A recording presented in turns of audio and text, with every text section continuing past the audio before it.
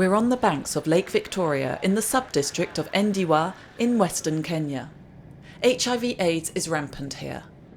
MSF already operates in Homa Bay, some 30 minutes drive from Ndiwa, and now works here too in cooperation with the Ministry of Health.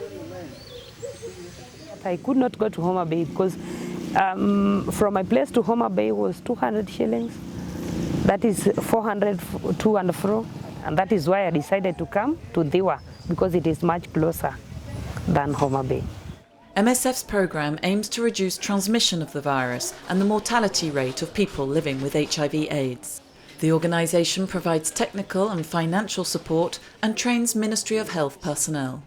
Ce qui fait l'originalité de ce projet, c'est qu'on dispose, avant de commencer le projet. What's special about this project is that, before launching it, we had access to rates of new cases of HIV infection in the population, so we can set the target transmission rate we want to achieve. On peut du coup formuler l'objectif de réduire ce taux de transmission, c'est-à-dire d'essayer de s'attaquer à l'épidémie elle-même. This means trying to combat the epidemic itself, keeping it in check, and then, in a few years' time, we'll be able to use the same survey for measuring transmission and assess how well our program worked, a real first. A marché ou pas, et ça, c'est la première fois.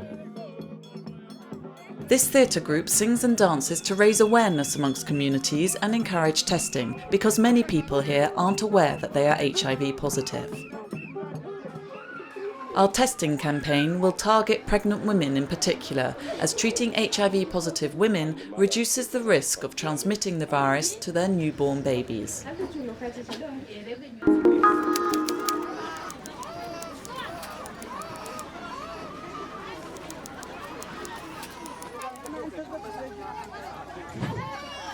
Madawa district in southern Niger. This video footage, filmed back in September 2013, shows the country's first malaria chemoprevention program.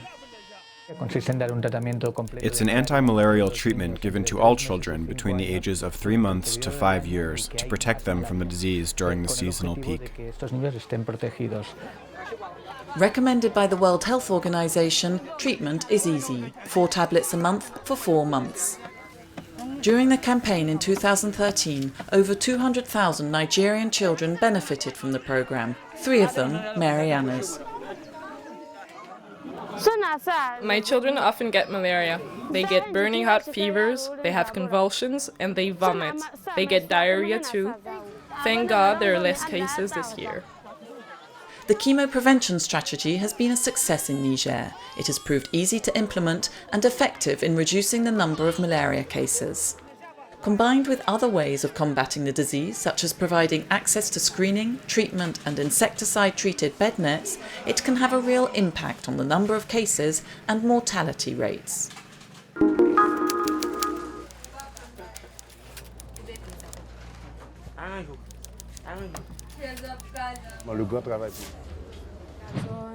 Haiti after the earthquake, Libya during the revolution, and at the moment in the Central African Republic where a violent conflict is raging. In settings such as these where medical teams provide emergency treatment, the physiotherapist plays a vital role. Present in operating theatres, on wards and in outpatient departments, sometimes working in cooperation with other NGOs, the physiotherapist delivers the care patients need to help them regain the best quality of life possible.